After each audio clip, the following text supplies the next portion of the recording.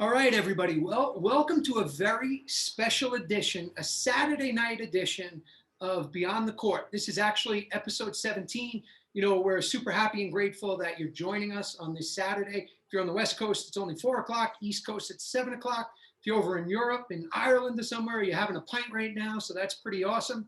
You know, it's been a crazy week. And we're sticking with the number ones. You know, we had a great interview last week with Paola. And we're going to keep that up. We're going to go that route. So we have another number one and another GOAT in Clifford Swain tonight. Yeah, we've been talking about having Cliff on the whole time that we've done this and just trying to find the right moment. You know, it's not all 10 o'clock. Come 10 p.m. on a Sunday night. We know Cliff, he can pass out at any moment. But you know, he's somebody that we're really looking forward to talking to. And Ellie's freezing up a little bit. I don't know if you knows that, Scott. What's going on with the Stockton Wi-Fi? All right, so Ellie's freezing up. It looks like he might have just got kicked off. I'm not. Ellie, you're am I on? A lot. Yeah, you're back on, but you were freezing up a lot, so I don't know what's up. I'm in my normal spot here. So we have been, everyone in this area in the neighborhood's been bitching about the Wi-Fi over the last couple of days. No real reason. That's not the only thing people have been bitching about, huh? It's been a little bit crazy. You know, Cliff Swain, you know, one of the greatest of all time, one of the GOATs, also a dear friend of ours. And like I said, we're going to keep up the number ones and the GOATs. So, Ellie, we do have a surprise because tomorrow night's show is going to continue that. And we're going to have a number one and a GOAT, but we'll tell you later on. And not just tomorrow, but we're going to do it again next Saturday and Sunday. So before we get started, you know, it was election week, right? We can't get by without saying something. So first off, congratulations to President-elect Biden and VP Harris. You know, and there's so much stuff on social media, right? And there's change and there's this and there's that. So I do a ton of coaching, and part of coaching is changing. And where does it really come from? And these are things that I've learned, not only about coaching, but about myself. You know, it doesn't come from politicians. It doesn't come from athletes. It doesn't come from Hollywood stars. It doesn't come from the news or newspapers or social media. It comes from within. You know, it comes from looking in that mirror and you making a decision and I making a decision to be the best people we can be. It's not about blue versus red. It's not about Trump versus Biden or Ellie versus Cliff or Cliff versus Kane. You know, it's about what you're seeing and how you want to progress and the person you want to be. And you affect everybody around you. So if you want to go on social media and you want to insult, or if you want to throw dirt or negative or shade at people, that's your choice. That's up to you.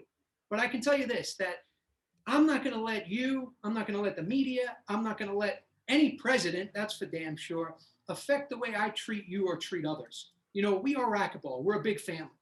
And we're about to have one of not only mine, but Ellie's biggest competitors and rivals in the history of our career on. And I can tell you, we're best of friends. And guess what? We don't all agree on everything. And that's okay. You know, part of the change is being able to agree to disagree. And that's super important. But, you know, I found that usually when we're coaching, I don't tell the player I'm working with, I'm right and you're wrong because of my titles and accolades. What I really try to do is try to help you find the answer. It's up to you. It's up to us. I'm not perfect. You're not perfect. I'm not right. You're not wrong. You're not wrong. I'm not right. It's just not the way it goes. You know, we can have opinions. It's okay. But it's our actions that really tell us who we are. So, you know, and with that, I say it's time we bring in one of the GOATs, one of our buddies. But we'll be back in about 20 seconds with Cliff Swain.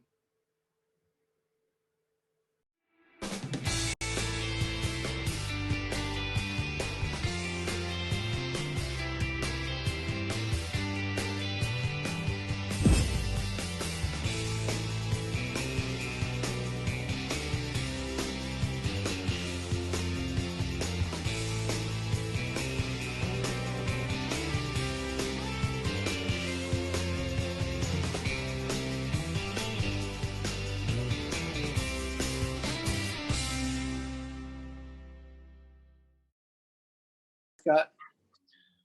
All right, everybody, we're back with the one and only Clifford. There's many nicknames Swain. Claves, It's great to have you. Thanks for coming. Super, super happy to see you. I know we speak all the time. I know how busy you are, but you got to tell the racquetball world. I know those kids are keeping you busy, keeping you going, energized, which is amazing. Tell everybody what you're doing right now besides, being one of the greatest of all time. I'm enjoying my life, enjoying the fruits of my labor mostly. Chasing the kids around. They're into every possible thing. I can't even, every time I do the list, I leave something out, but my son plays hockey, baseball. He's kind of got a little math specialty. He's got a little gift there, a little bit of golf, surfing. My daughter's playing the violin, horseback riding, gymnastics, skate park stuff. It's just nonstop. So it doesn't matter the temperature outside. Just that's what I do really, is I chase them around, and I've always had a little side passion for real estate. So I'm involved in that as well, and always right back to my ultimate passion, racquetball. Listen, we call this show Beyond the Court because we try to take it, outside of just racquetball. A lot of people know your greatness inside the court, and we're definitely going to talk about a lot of that. But I want to ask you something personal. The other day you sent me a picture, and it was a picture of Liam, your son, and he had a little shiner. He had a little black a little black and blue on his face, but he had a big smile. And when I saw that picture, I just thought of you right there, that smile. It just looked like a kid. How old is Liam now, everybody? He'll be 10 in a couple of weeks. Yeah, I left out something already. One of my favorites. He's wrestling 3-4 times a week, and he's a little beast out there. Yeah, so he actually likes it when he gets a little banged up. And that was it, Claves. When I saw that picture, sorry, everybody, I call Cliff Claves, Clavin. I'll try to call him Cliff sometimes, but if I say Claves, it's Cliff. So, when I saw that picture and he's got that black and blue, besides being proud because he was smiling, it just reminded me of you and all the shit that we had to deal with on the court with you all those years. So is he mentally wired like you right now? He's super competitive, that's for sure. He hates to lose. I think he seems to handle it better than me, but I don't think he likes it any less. I think even at that age, I took it really, really poorly, to a point that it wasn't necessary or even healthy. But I don't think that makes you any more successful. But he's just as competitive. He really loves the physical stuff, the wrestling, the physical side of hockey. It's super fun to watch. The first time he wrestled in a tournament, he had only been wrestling for a couple of months, and I just didn't know how he was going to handle it because there was, it was very, very, very intense. As intense as any racquetball tournament I've been to. There's dads that have wrestled. They're on the mat with the kids, slapping the mat, like saying stuff his head, like meaning stuff my son's head, and there's 1,000 people in there, and it was very intense. I just didn't know how he was going to handle it, and he handled it great. He really did. Before I let you speak, Ellie, I'm sorry. I have to ask this because, all three of us coach and work with kids and juniors. And Claves, I got to ask you because, we all have world-class professional athlete friends that have played multiple sports. And I asked this when my son was growing up, and now I'm going to ask you, the way you're wired and your greatness and your mentality, to me, the toughest competitor I've ever competed against in my life. So I don't care if it's racquetball, baseball, football, hockey. How do you, as a dad, handle that when your son's out there competing? But I want to know exactly what you do during those times. And, Ellie and I remember how your dad Red handled it. And that's kind of my approach, by the way. I sit there with an evil glare, but I don't say anything and get engaged. I know that stuff later. How do you do it? And what advice would you give to parents that, are dealing with kids in super competitive sports these days? Well, I think the parents should say as little as possible for starters. Too often they're saying and doing too much. And, that one dad that was slapping the mat, saying it's like she's screaming stuff his head. The guys, they're 9 years old, I just thought it was a bit much. So how do I handle it? I'm just mostly just watching my son, but, keeping an eye on all the other people around and what they're doing. It's a lot, and I think that the competitions should be on the court or on the field or on the mat, and it should stay there. And everyone should leave. It's just a game and just sports, super intense. I love all of it, and getting very physical with each other, I think, is nothing wrong with it, but it should end there. And I think, the car ride should be home. They should be fun with the kids and talk about it as much as they want to talk about it, not as much as you want to talk about it. Cliff, how close were you to wanting to take the guy behind the gymnasium and see what's going on there? Because I can see it in your eyes. I can see it. I can hear it in your voice. I've seen this. We've, Sudsy and I both seen you in these moments outside of the racquetball club, and not often, but often enough to know when you're serious about it. I didn't want to take him behind the building because he looked like he wrestled a lot. I wanted to punt him when he wasn't looking, and then jump on him so he'd get broken up. No, I just find that stuff very unnecessary and over the top. And it makes me very, very, very intense and very defensive. And, you get, like, when it was me on the court or whatever I was doing it, I'm not worried about it all. And I'll handle it however it needs to be handled, I guess, or however the other person wants to handle it. But, I'm sitting here saying to you guys that the parents should stay out of it. And I want to stay out of it. I don't want to do anything, but I also, that is my son out there. And, just to hear people crossing the line, it's tough to sit there and do nothing, but that's what I did. Yeah, it is tough, something you posted a couple of weeks ago was just hilarious. I mean, I was just cracking up, mainly because of your description of the slow motion replay, but your daughter and son were in a race.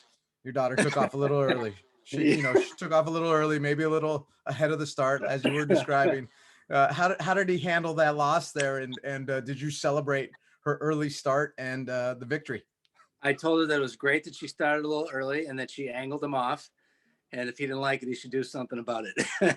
No, I couldn't believe he took it so well. Usually, he'll get upset that she cheated and this and that, but he was laughing that day, which was good since it is just for fun. Right.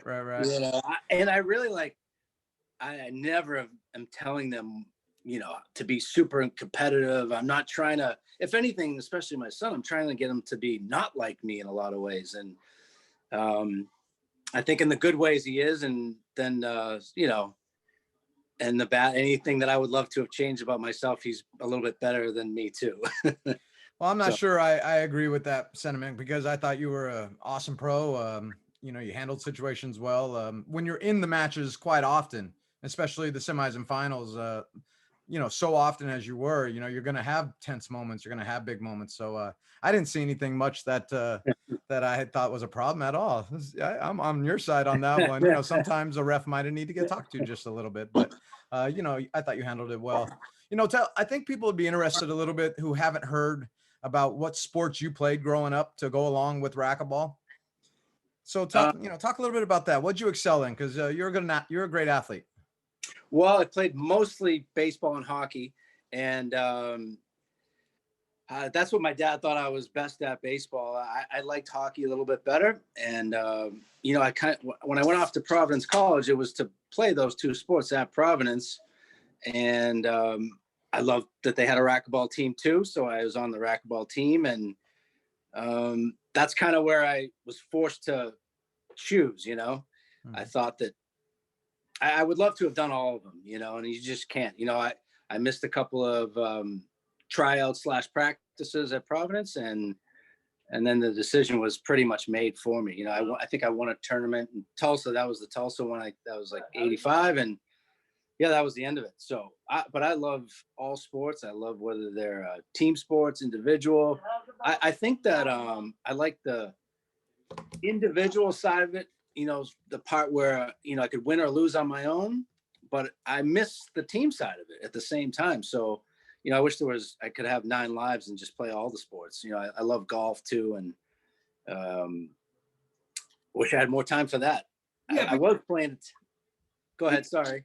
It's listening to you and just knowing you, it's not that you love all sports. You just love to compete. Yeah, anything. And that's, if Liam pops into the camera, because I know he's off to the left or right over there, and he says, hey, let's throw darts, you're going to be distracted and let's try to compete. Somebody had posted something earlier, oh, you should go play this. And I'm like, no, we compete. And I think that's what it is.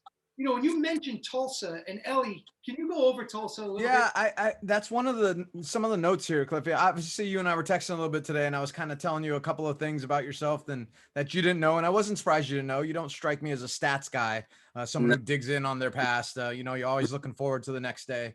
But Tulsa is something that's been in my life for a long time. Your victory in Tulsa when I was a younger kid has been in my life for a long time. Obviously, because of the finals yeah, beating our he's on he's you know he's watching I this right hope now, he's so there. he's definitely watching. And you know it hurts because obviously I'm pulling for Scott Oliver back then as my hometown professional guy, the guy I looked up to. You know, I love Scott Oliver, and you got him in the finals 11-10, but it wasn't just that.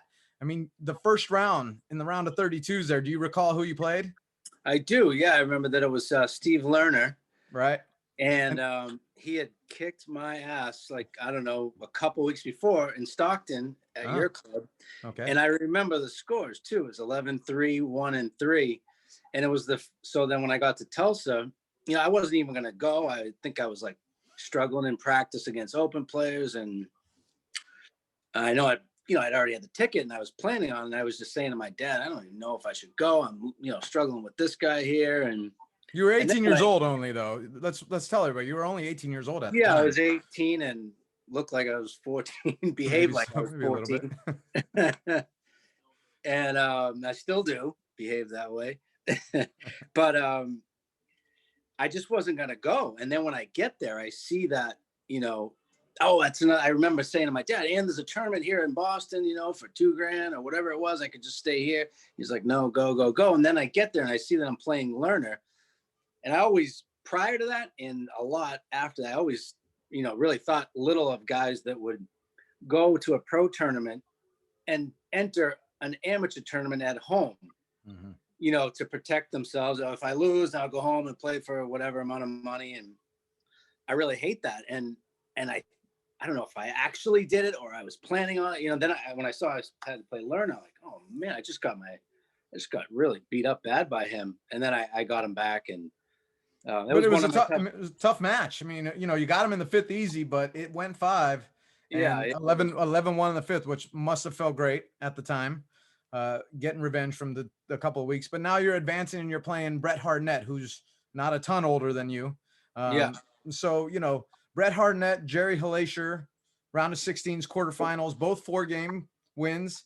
And then you play Jerry Price, who is one of your best friends in life. I don't know if you guys were that close at that point, but he, now is one of your best friends in life. And that's, so talk about a little bit about the semis and the finals of your very first win. Well, it was one of the craziest matches there with Jerry because, he's a really tough player and in every way, and he had a lot more experience than me. And, if we played again right then, I don't know how many times I would have beaten him. It wouldn't surprise me if he beat me the next 9, if we played 10 days in a row, and because he was as good or better than me in a lot of ways at that time. But for some reason, I was down 10-4 in the fourth, 2-1, and I came back and Dave Peck was there coaching me, guiding me, and he was just constantly reminding me from outside the court. He just kept doing this, just 1 point at a time. Because it's, when you're down 10-4, you start, how am I going to get 7 points, all that. So he just stayed on me, which, probably took another 30-40 minutes for me to get just to win, game 4. And then it's just miraculous thing. I have no idea how it happened, but it was the same thing. Jerry was up 10-4 in the 5th. And the same thing happened. I came back and got him. But the chances of that happening again were not good. It was so devastating. It was such a hard thing, for him. And he's my best friend. And, I would, if there's ever a match, I wouldn't have mind that had I lost, it would have been okay with it. It never came up again. 20 years, we probably never spoke of that match until my dad was really sick. And there wasn't a lot to laugh about at the time. And Jerry was in Boston visiting me and my dad. And I finally brought that up and kind of really razzed him about it. Yeah, but told him I wasn't really trying until 10. That's why. that sounds about right. Yeah. Tell everybody, at that moment, that's the first pro stop you ever won. One of, if not Ellie, I don't know, the youngest to ever win a professional tournament. What were you feeling in that moment? Like trying to think back, like what was going through your mind after winning? You know, there's that famous picture of you with your hands up, but you know, like immediately and then like the hours and days after, what were you thinking? Well, it's kind of numbing, really. You know, so numbing that I don't really remember much of it. You know, I was on the phone with my buddy tonight, Scott Hirsch, and I didn't remember what I did after. He reminded me that I went back to Providence College and I had scheduled an exhibition that Monday, and I did that, and I just didn't. Whoa. I don't really recall all that. You know, it was so numbing and so. I remember running to a payphone to call home. You know, to tell my parents that I had won, and it was just. I don't know. I never thought that I couldn't. I always believed that I could win, but at the same time, I didn't really fully go there expecting to win. I was just going there to play and, you know, and try to score points and win games and win matches. You know, at that point, it was just it was a dream that I thought was doable, but I just didn't know it was going to happen right then. You know, it was very. How much was the first place? How much was the first place check? This is 35 years ago, Suds. I mean, yeah, it was. I think it was 5, and then, you know, some bonuses from other companies and Like 5,000 for first. Yeah, I think so. Yeah. so, but Suds, before we go on, I mean, it doesn't really end with GP because, you know, you win an unbelievable comeback match in game 4 and 5, and then you got to play another fairly young pro who's doing well and trying to get his own first win in Scott, and he's up 2 games to 1 before you then close it out. And so, how did that happen? You know, what was kind of, you know, what would you say, you know, if you're describing that right now, you know, how did that come? Time out, because I just want to let you know that Scotty Oliver is watching. Is he? He did say Scott Oliver is not watching, which he is. What's up, Scotty? So is Bruce, and they're all out there, Clavin. So go ahead. I'm glad that Scott's watching, because I always like to remind him that I'm the reason he sells rocks for a living. And he does it well. I'd probably rather be him right now. You know, he's an exceptional, very, very successable salesman. He's an amazing athlete. And he was another one that I really probably shouldn't have beaten that day. He had already beaten Marty Hogan and Yellen, and he had a lot of wins, just hadn't won a tournament yet. And I think, again, like 9 times out of 10, you know, if we played 10 more days in a row right then and there, I don't think I would have won every time. If you asked me then, I would say I would. But, you know, looking back on it, I wasn't really as experienced as them. And I just happened to have 2 good days against 2 of my best friends. Cliff, you know, you've played pro racquetball for so long, and we'll get into some of the stats in a little bit, but, you know, you really transcend both eras. Maybe not the initial era where Brumfield was and some others, Keeley and them were right there and in the semis and finals, and I could say some other names, but then the Hogan era is underway. Mike Yellen's involved, Dave Peck, Greg Peck, Yeah. And you're in there as the young guy with other young guys like GP and Scott, you know, and you start winning early. You know, talk about that era of racquetball for you and what it was like to be an 18, 19-year-old jumping into that era of racquetball in the 80s. Well, first of all, I feel GP's incredibly lucky. What's that, Suds? GP's on 232. Oh, good. Love you, buddy. GP married Veronica and I don't know if you guys know that. Jerry Price, thank you. And he married Clifford. Cliff Swain. Yeah. Sorry. The question. The era. I mean, I always feel extremely fortunate that I got to play against all those amazing players. You know, Scott and Jerry and Marty and Yellen, and that era right there. I mean, that was probably the first group of real athletes. You know, the other guys were great, obviously Charlie Brumfield and those guys, but the sport was so brand new. Now there was a lot of money involved, and now you had real athletes and people trying to make a living. It was very, very, very intense. It was very serious. And, you know, and then whatever you would call Meyer, and then Sudsy, and then Kane and Jack, I feel extremely fortunate to have played against all of those guys, you know, all of those eras, and you, Ellie, and, you know, Doyle and Egan. And so I feel lucky that era though was, you know, I'd say all of it was amazing. What was really amazing, John, about the 80s was that the sport itself was so humongous. You know, there's 15 million people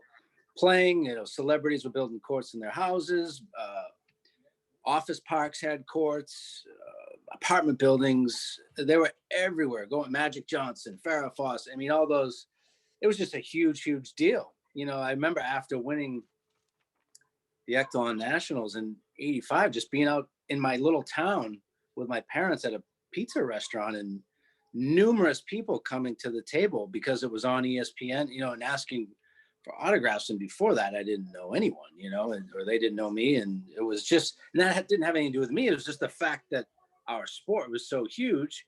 And it was, it was on ESPN when I played Greg Peck at, I believe, 2:00 in the afternoon on a Sunday. It was the event before the Lakers Celtics game. Wow. I mean, it's the only channel in the game at that time. Yeah. There's millions and millions of people watching, and it's like you hear, like, overnight success, or whatever you want to call it, or fame. It's just like a lot of people watching racquetball at that time. It was really, really huge.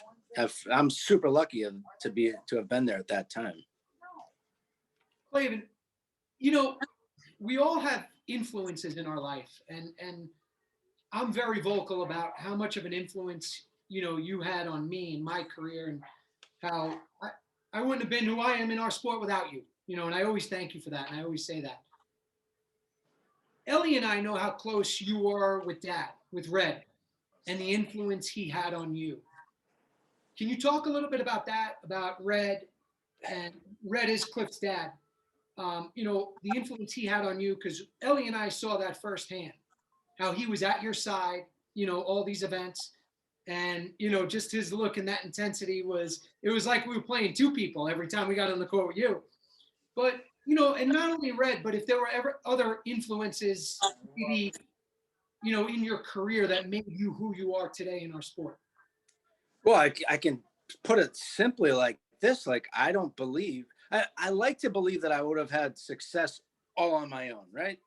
But I know that there's a lot of other guys athletically that can do what I could do.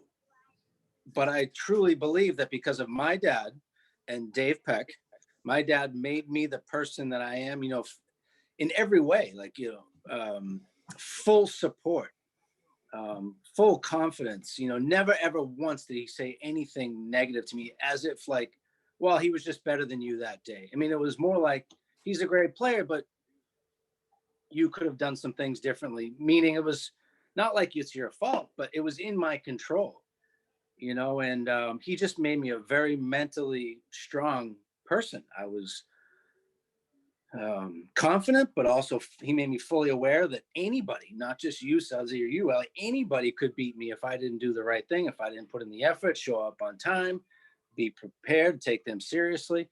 And then I had Dave Peck showing me the basics and the fundamentals of the game that, when something went wrong, I knew what it was, and I don't think other players, I feel like that's an advantage I had over them because somebody gave that to me.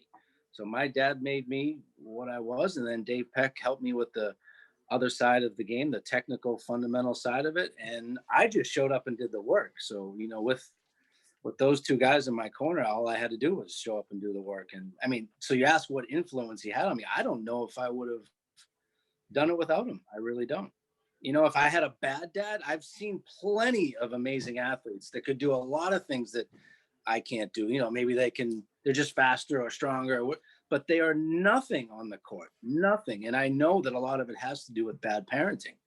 And I had great parenting, and my mom was the same, super, super supportive, and, just really loaded me with confidence, and also, kept me humble by making sure I was always doing the right thing and behaving the right way, and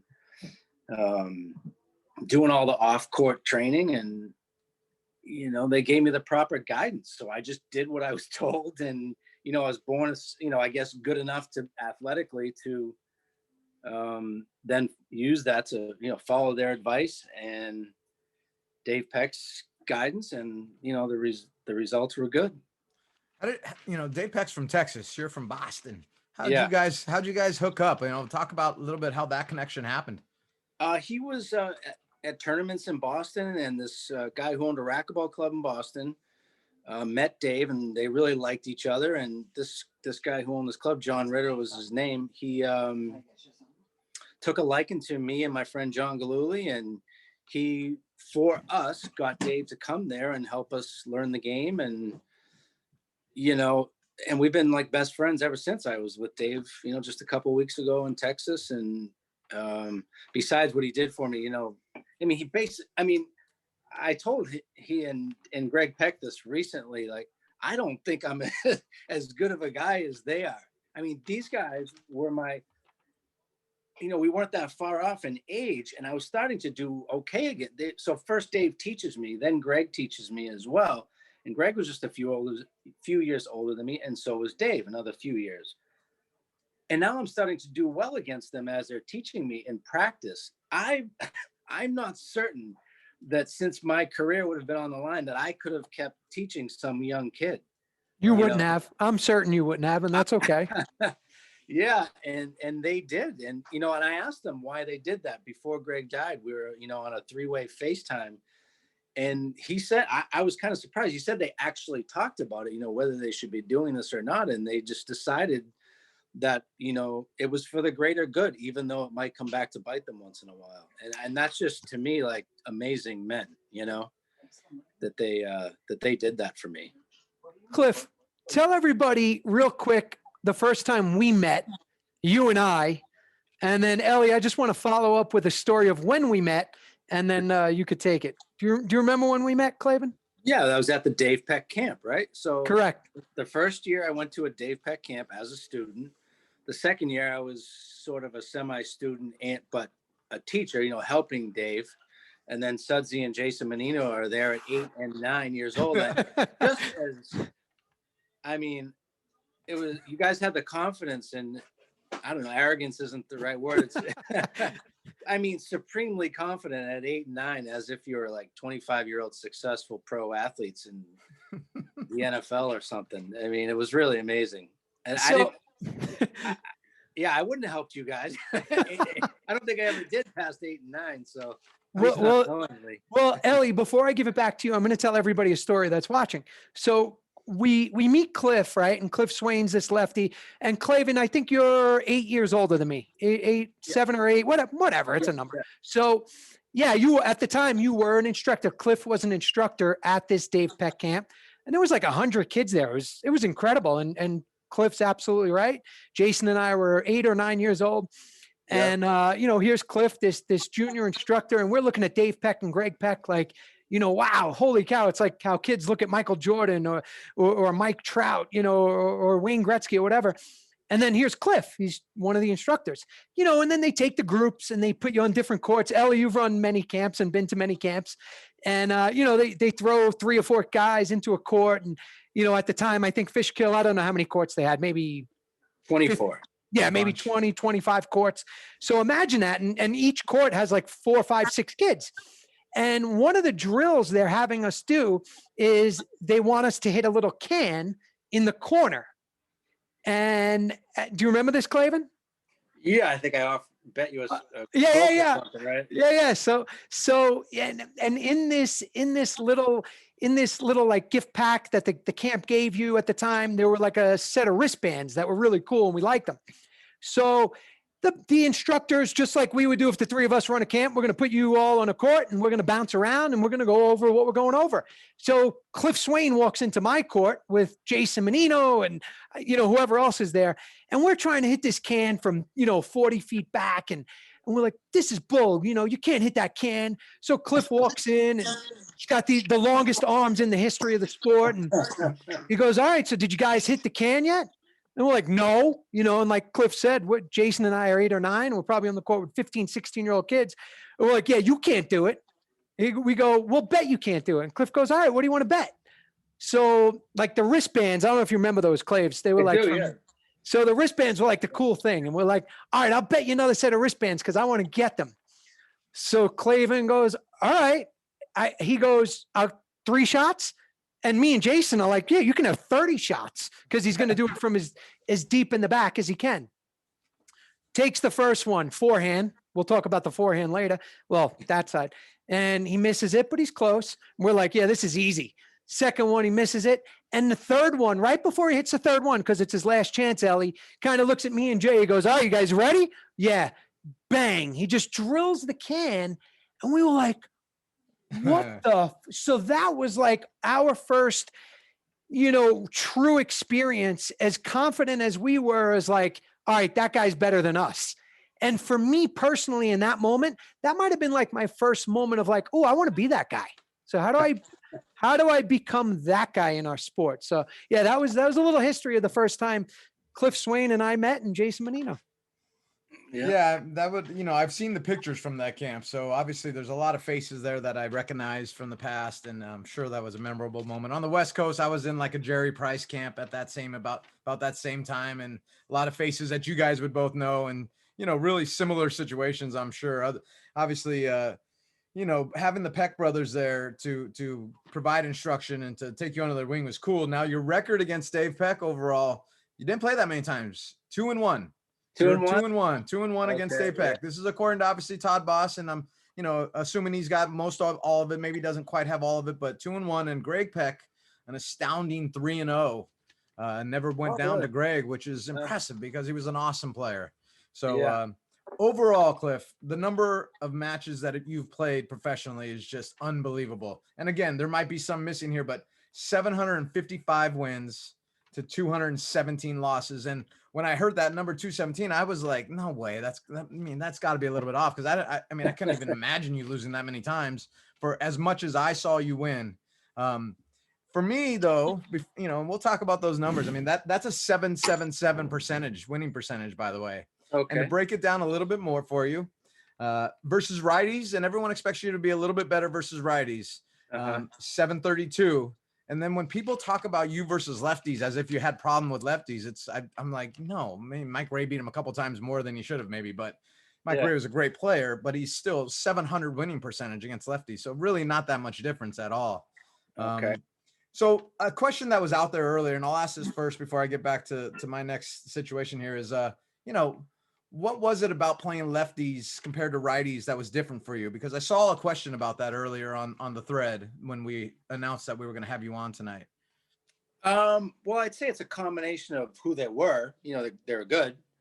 And then also all the greatest lefties played pro racquetball. Yeah, Kane's decent. And, Brett Harnett, Mike Ray.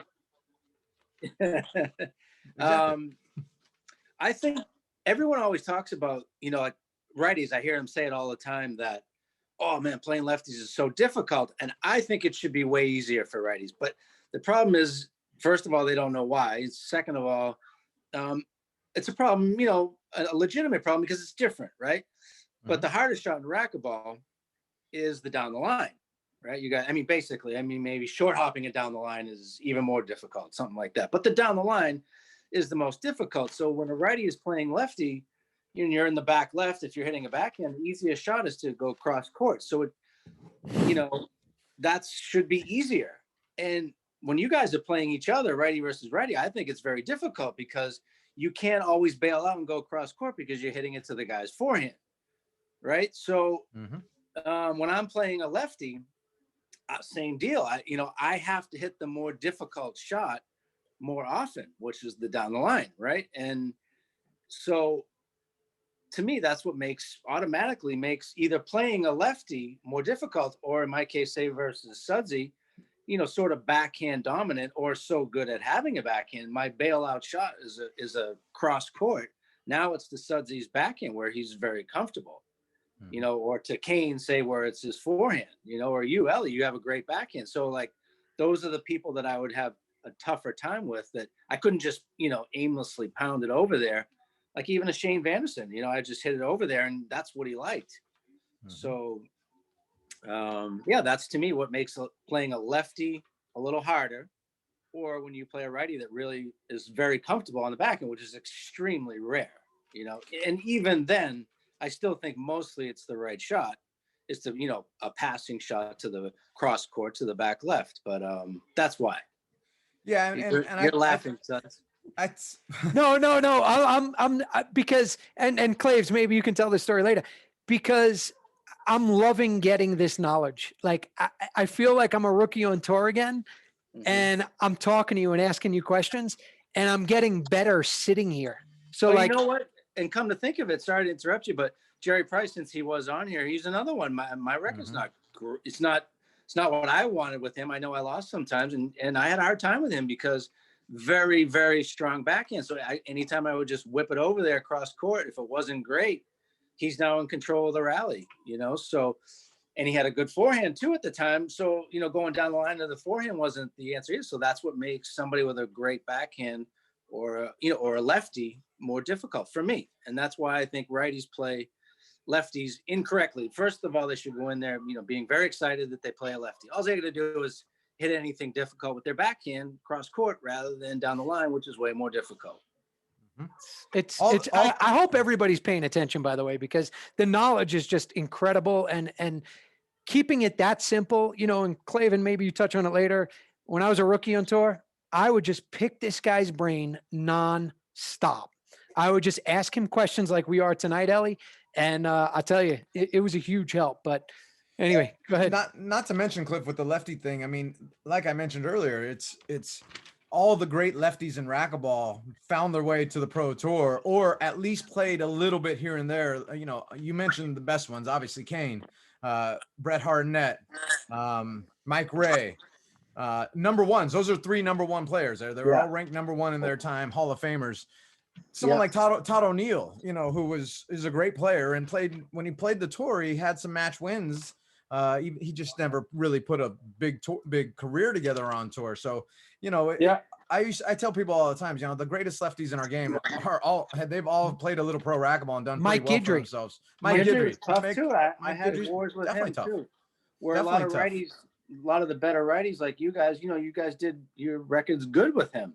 Where I had to go down the line a lot more often, and he was tough, and he also, had some, I think, good mental tactics with me, which was like, not engaging and, not trying to, complimenting me even, and I forget somebody pointed that out to me, that he and Mike Ray would kind of do that to me, like, hey, nice shot, and which worked better. Looking back on it, worked better against me than, trying to turn it into a fight. So let me give you a little stats here again. G because you mentioned GP earlier in your record against him. You're 5-2 against GP. Okay. So pretty good, Mike Guidry, not that bad, buddy. 34-8, although he got 8 wins, which is, it's incredible. I mean, I don't think people understand that. Yeah, they see the 34 wins that you got, but that became a habit, and everyone got to see that, especially through the 90s there, the mid to late 90s. But for him to get 8 wins is incredible. The other one that I wanted to mention was, because he's a lefty, was the big Mike Ray. Mike Ray, 16-10. That's pretty impressive for Mike. That's surprising. That surprises me. Yeah, but like you said, Ellie, like these statistics to me, I mean, there's so much more that goes into those stats, because we've all been there. What matches it just changes things. The stats don't tell everything. And, I think we could all agree with that. I mean, but at the end of the day, Cliff was definitely dominant over these players. So, I don't know. I'm not a big stats guy. Let me change directions just a little bit, because Cliff, the first time I laid eyes on you was in Poughkeepsie, New York, Fishkill, or wherever we were there that year. Sounded like you were interested, Ellie, the first time I laid eyes on. Well, I mean, I hadn't seen him. I hadn't heard about him really yet. I'm sure I missed him at the Nationals the year before, and the year before that, which was, I think I was 10 and under there. So I won the 10 and unders in New York. And my favorite player in California was Mike Lowe. I mean, I loved watching Mike Lowe. He was a great player, powerful, skinny dude who just ripped the ball and threw his whole body into it. And so I'm like, he's going to win this. He's going to win this tournament. He's in the finals. He plays this guy, Cliff Swain, from the East Coast. And all of a sudden I go over to the match and they're already started. And the first moment I look up, Cliff's jumping over one of Mike's shots. And it looks like that quintessential picture we've seen in magazines over the year. And he almost looked like he was smiling too, and his arms were really long. I noticed that as well. And we always joke about that and talk about it, but it was a strength for you for sure. And you just put it on him that day. Do you remember that match? And was that your first junior national victory?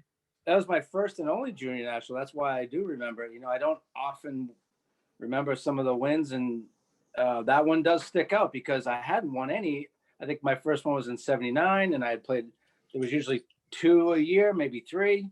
different. Well, there was government. another company besides AARA at that time. So Yeah. there was 2 nationals, I believe, at that time.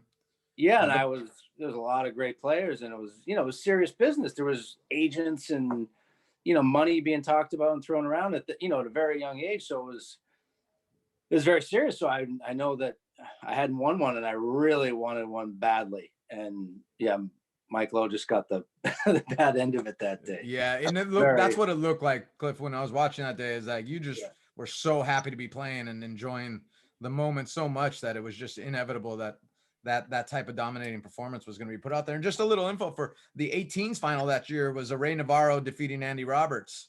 So that's, I mean, that's just that's just the age gap there is not that much, and kind of talks a little bit about that. And maybe Sudsy, you were about to start playing, the next year, I think you start showing up, or maybe you even won a 8 and under there or something. Yeah, 80. So yeah, I won the 8 and under. You won the 10 and under. Yeah, Cliff was in the 18s, 16s. Yeah. Yeah, so it was a lot of fun. It was a lot of different things went on. Claves, I got to ask you this.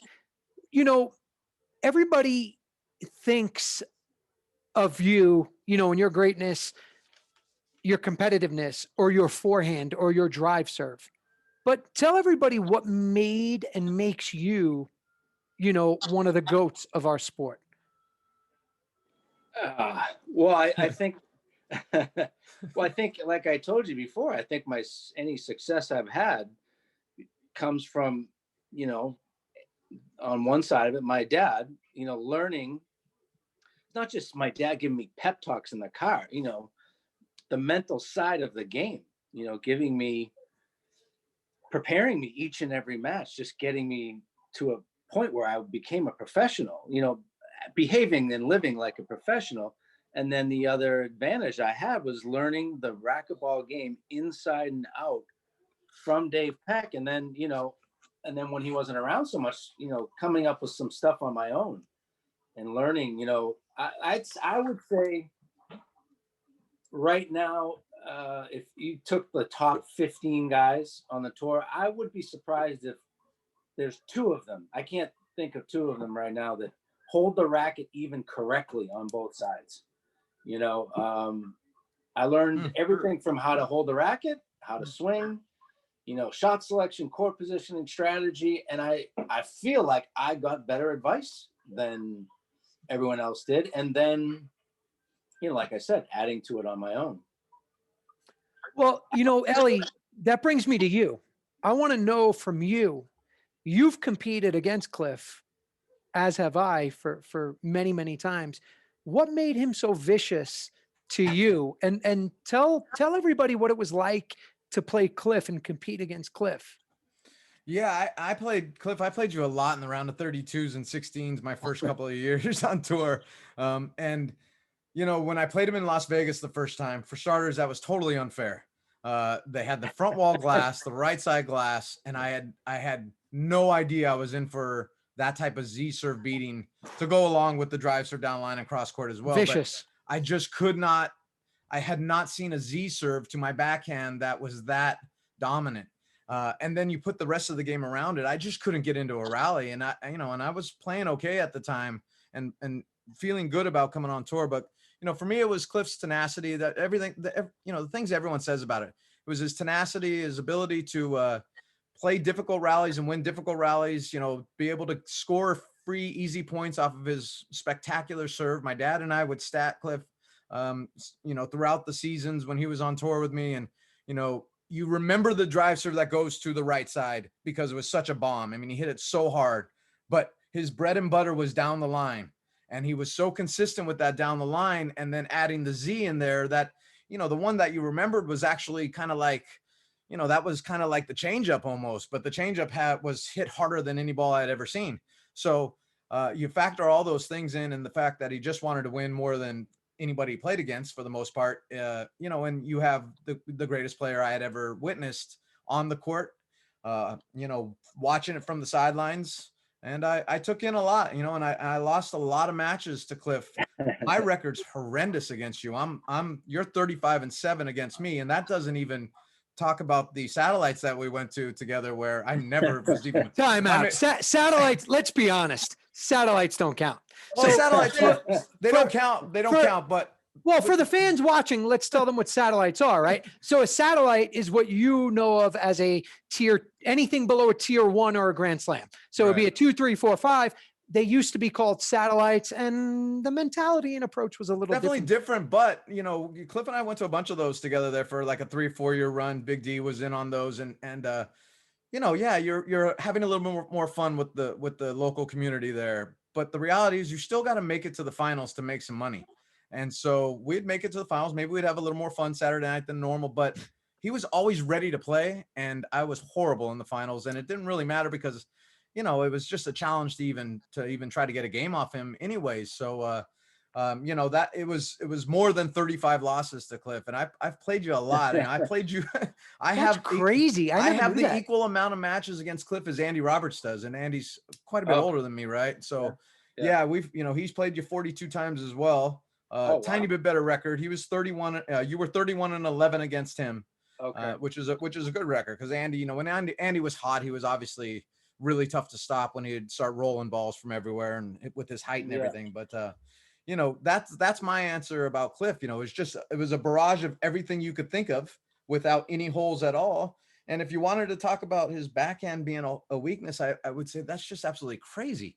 He'll make shots with his backhand like you've never seen before, like you've never experienced on the court until you came along, Sudley. So, all that I would tell everybody who had anything negative to say about any part of his game is you're garbage. You might not have been on the court with him enough, if at all. So, kudos to you, Cliff. I mean, you're such a great player. Thanks. Well, the like the tenacity thing, I'd say I was, sort of born that way to be super competitive, and it was just my nature. But at the same time, me, like anybody else, could easily, lapse or at a satellite. That's probably an area that Sudsy and I are different. I didn't take those any less seriously. I didn't. And that's my dad's doing. Like he would say, Excluding like, you. You don't take Yeah. anything less seriously. I left that part out. Yeah, it's just that, my dad would say, don't go to those if you're not going to take it seriously, and, if you let these guys beat you there, then they think they can beat you here. And, and that's true, because the guy who does beat you while you're not playing as hard as you should, he's not saying to himself, well, he wasn't playing as hard as he could. He's saying, I got him. And now he feels better. And the next time you play him, you got your hands a little more full than you did. And you're really the same two people, but you let them in the door. So I chose to go the other way with it, where I know everyone's screwing off a little bit. And I try to, annihilate and punish them for that behavior and hopefully have it easier the next time. And that's without good parenting. I might have been just like a lot of other people, screwing off or, losing. And not to mention my dad was reminding me, there's a pile of money there, and it's not shared. It's like, Right. Who needs money? So I just I feel like even that I was born competitive, I'd say for sure, but good parenting is what made me steadily competitive. And then seeing people like Greg Peck just like so super steady, just always in the semis, always in the finals. I noticed that after I had won a couple. But I was also occasionally losing in the 16s and the quarters, where the next weekend there was Greg again in the finals, So I just realized that was another facet of the game that I had to really get good at, is showing up every single weekend, because now that I was occasionally winning, I had a big, huge bullseye on my back. And every weekend someone was trying to, make their weekend better at my expense. And, my dad pointed that out to me, and I didn't like that. I really took that personally, like someone is trying to harm my livelihood, and that's how I looked at it. And it's easy to say it's just a game and all that, but like it's a short career, and it's not the type of career that you can make enough in 1 year to be okay for the rest of your life. I needed to have a good long career, and I just made a decision very early on to be as professional as I could every single time I stepped on the court. And that's like the stats that you're talking about. That's really the only stat that I'm proud of, really, is that I did show up every single time ready to go. Ellie, I'm sorry, I know you have a question, but Clavin, one of the biggest lessons you taught me, you just touched on it. And it was that treat this like a job and your profession. Be a professional, because there's no doubt when we met, I was full of piss and vinegar, and I was into a lot of things. But one thing you taught me very quietly and silently and subtly was the fact that, hey, this is a job, be a professional. And I would watch and mimic and mock a lot of the things you did. And Ellie, I know you have some questions here, but Scotty Oliver just said that Yeah. Cliff was the first guy I came across that dove for balls with the intent to kill it. And That's he the did. note I was just putting down right Oh, there. okay. That comment, and that wasn't going to be my question, but I saw that comment as well. And that's telling, though. Cliff, that's really telling for him to say that. Someone like him to say that. I don't know if you have any comment on that comment, but it's pretty cool. It's a pretty cool thing to think about, really. I never heard of that. That's a very nice compliment. Now that me and Scott don't hate each other's guts anymore, we compliment each other. Rarely. You guys rip on each other most of the time, which is mostly. hilarious. I did play this guy, Scott St. Onge, as a junior and young open player who was doing that. And I if I learned it anywhere, it would have been from him. And he was doing that. And he's a guy that sort of prepped me for the pro tour. I played that kid like more than a lot of those big numbers you just said against some pros. And every single time was a war. And he was, hitting diving kills. And that's what I was trying to do too. I'm not exactly sure where I learned it, but unfortunately you guys started doing it all the time too. Well, that's what I was going to say. I mean, for myself coming on tour, then Sudsy, then Jason, I mean, that's a direct influence from you. I mean, seeing you do it, the first couple of years, the first moments I'm on tour, watching you do that, it's, you start to realize, wow, not only do you have to get the ball, but you have to do something with it as well. Otherwise it's just another setup and you're running to the next spot and trying to dive again, which will then break you down at some point. So, your influences are that's a detailed influence there that most wouldn't even think about, but that's truly where it is for me. I think. Go ahead. Go ahead. Go ahead. No, you go ahead. I was going to say that, prior to that time, racquetball was a little slower. The equipment wasn't quite as good. And now you had a bunch of athletes using slightly better equipment, like the CBK and all that. And, just flicking one to the ceiling was no longer sufficient. And, if you could do something with it on the dive, why not? So it was offensive because you could be, but also you couldn't always be defensive anymore. The athletes, Hogan was an amazing athlete, probably the first real athlete, right, from that new era. But all of a sudden now everyone's an athlete because there's a lot of money involved, and just throwing up a ceiling ball was no longer good enough. Cliff, you had a long career, obviously. I mean, you played well. You played into your 40s well too, and had success at IRT stops. But what would you consider your greatest year on tour? And if you can't answer that and you're not sure, I'll answer it. Obviously, I think I have the answer. But what do you think? Tough question. Anyone that I ended up at number one, I know one year there was we had a lot of tournaments and I won a great deal of them, and a bunch of the satellites and all that. But I have no idea, John. I never really. So I don't know. And I kind of and again, coming into the tour on 93 for myself, I came right into the heart of the best moment. You had been back for a couple of years now, as from your hiatus to try professional tennis, and now you're the dominant player once again. When you left, you were the dominant player, and now you're once again the dominant player. And in 93, 94, you went 13-0 in finals. That's the only year that you went undefeated in finals, and you won 13 pro stops. And we probably only had, I would say we had probably 20 full ranking pro stops there, maybe 22. So not quite all of them, but I mean, more than half of them you won, and you didn't lose any finals. So if anyone got to the final against you, it was a wrap that year.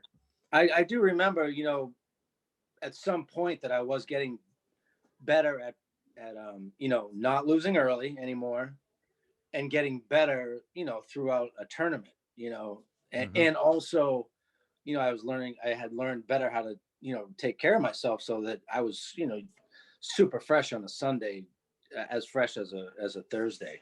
That wasn't the case when I was younger. I just didn't know how to train exactly, but, what do you think? What type of training added to that at that stage? Like, what did you do a little differently?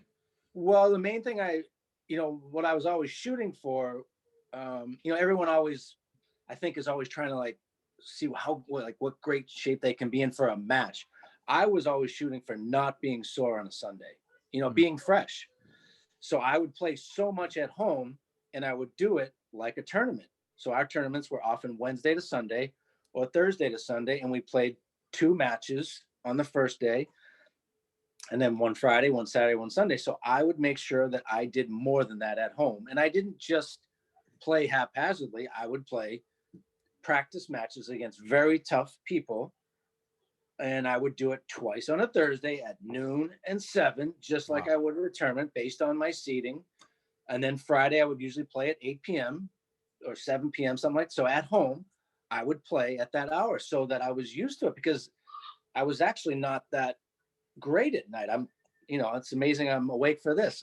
Mhm. It And is. it's Well, not only because I'm, that's why we made it a little earlier time here yeah, on I'm a glad you Saturday. guys moved that up for me. So I would play at home because I'd rather not be playing at 7 o'clock at night, especially at home. But so I just made myself go to the club, set up very difficult matches, and then play another match and another match, so that, in that same day, so that, maybe I couldn't find pro level play all the time, but I played as hard as I would play. Mhm. And then I would get another fresh body in there and another fresh body in there. And I made it so that racquetball tournaments were easy physically. Claves, Awesome. just another thing that I personally admire about you, but I can go on and on about that stuff. What's your best life lesson that you got from racquetball?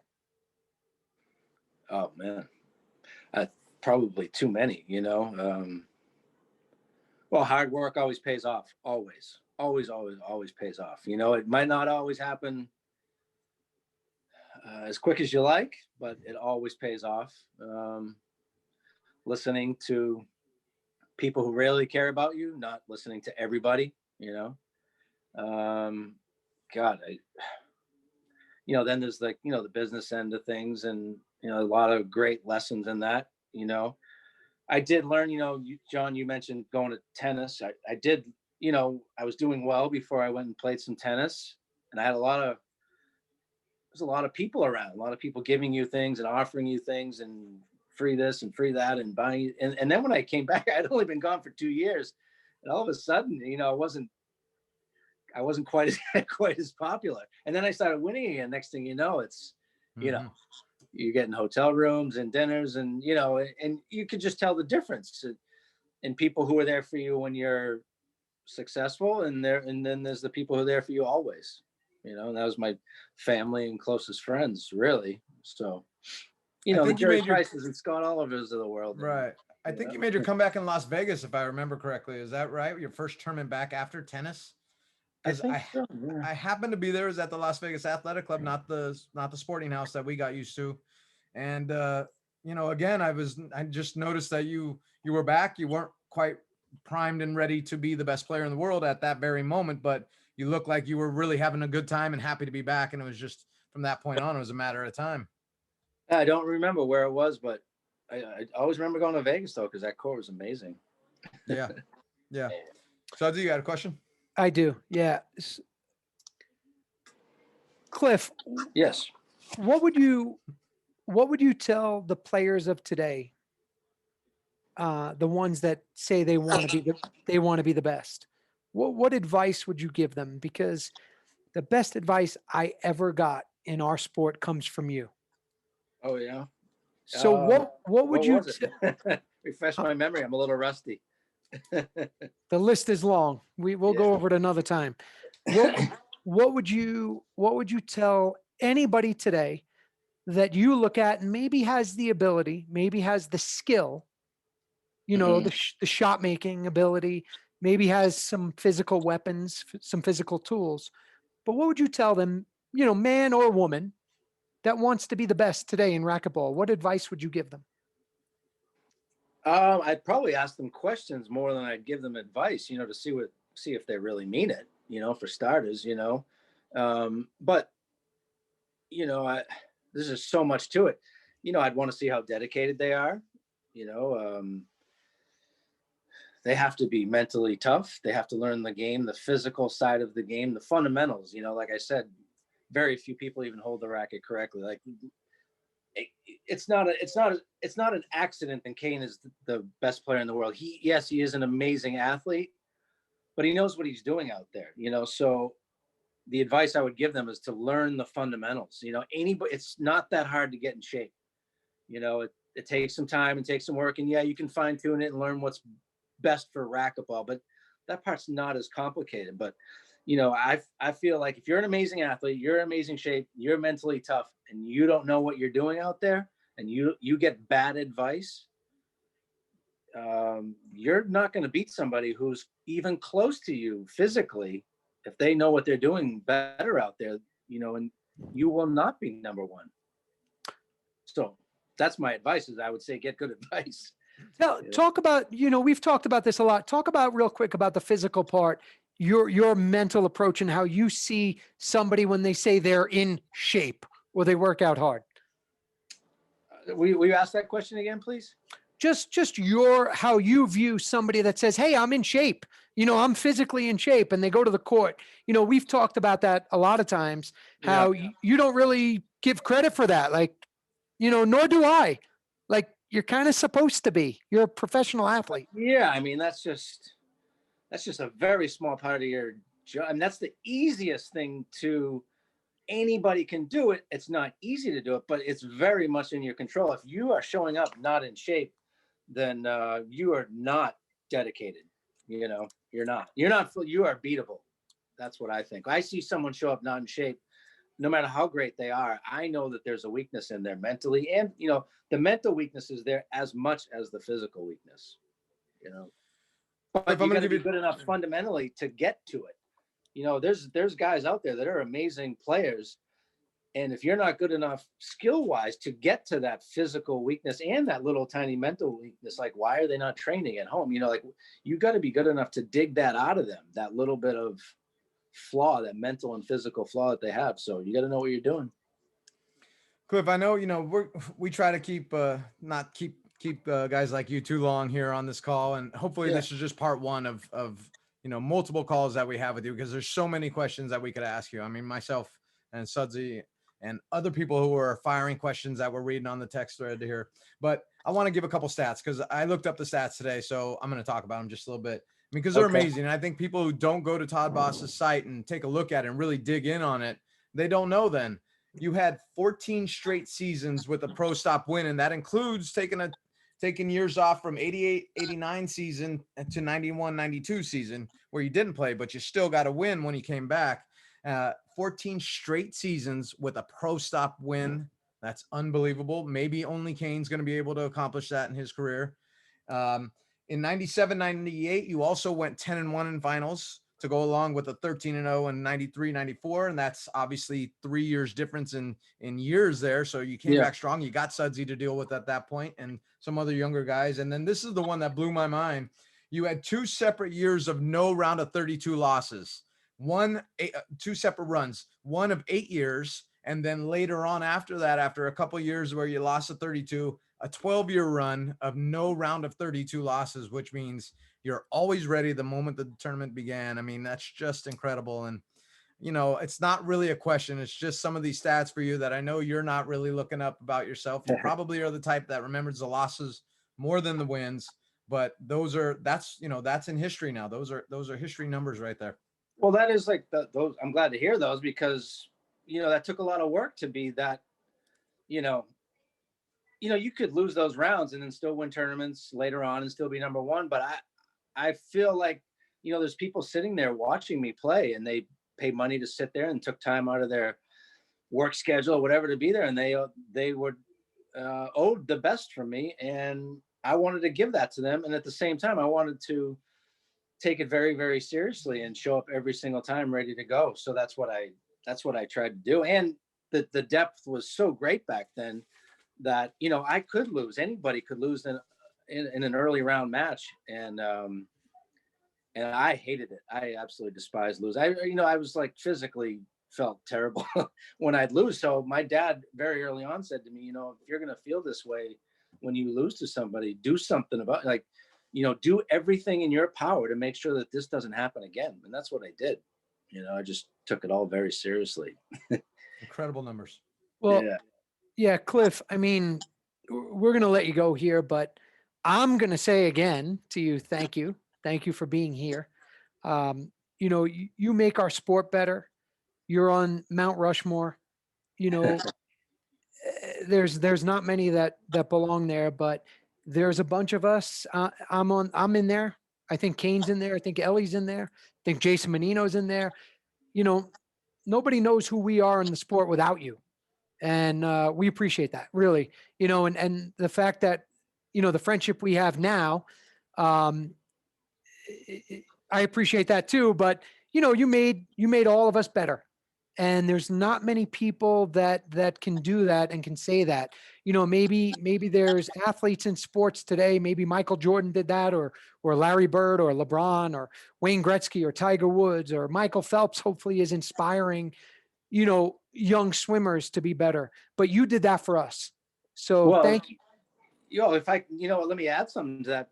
At the time that you guys came along, the new crews, you, Sudsy, and Ellie and Jason, that whole new crew, I was like 29 or so. And things were good. I was doing well, and I wasn't at all bored with it, but I was considering, like, what else can I do? Just cause I love a challenge. And, when you guys came along, I was very excited about it. I didn't like that I was losing sometimes because of it, and sometimes way too much, Sudsy.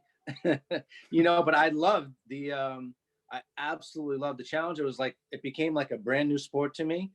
And as much as I hated losing, I'd go home and get right back at it and show up again, like, as hungry as ever.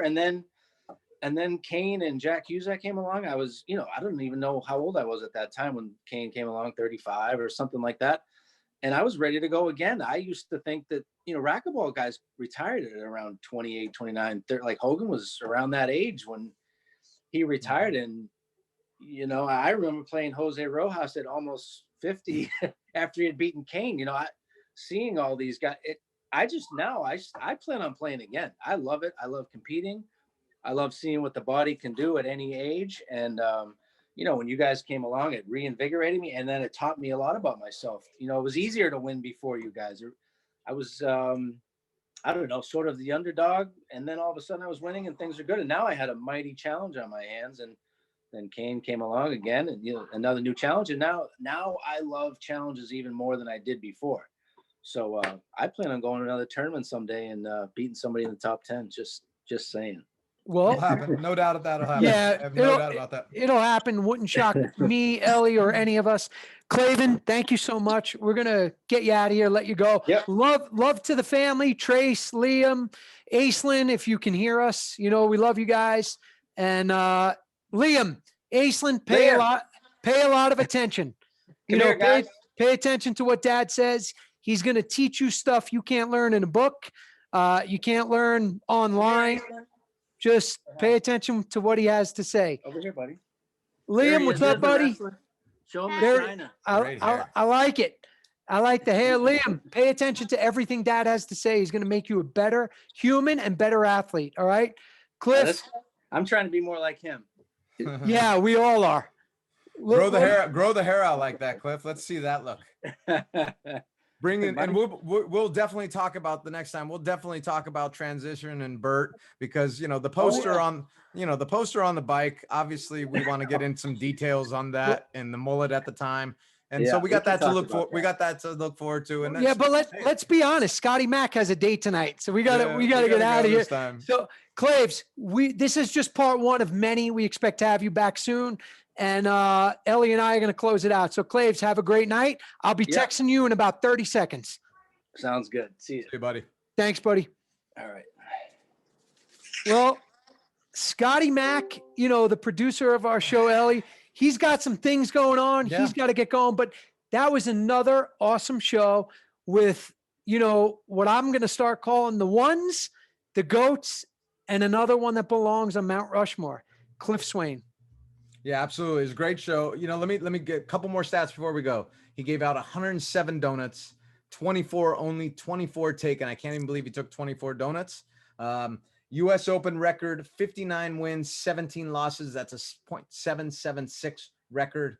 Man, I mean, those type of stats right there just blow my mind a little bit. I could keep going on and on, but I know Scotty Mack's got a big night ahead of him. So, listen, hey, we're going to be back tomorrow night, though. hey, so we're back tomorrow night, and everybody share this.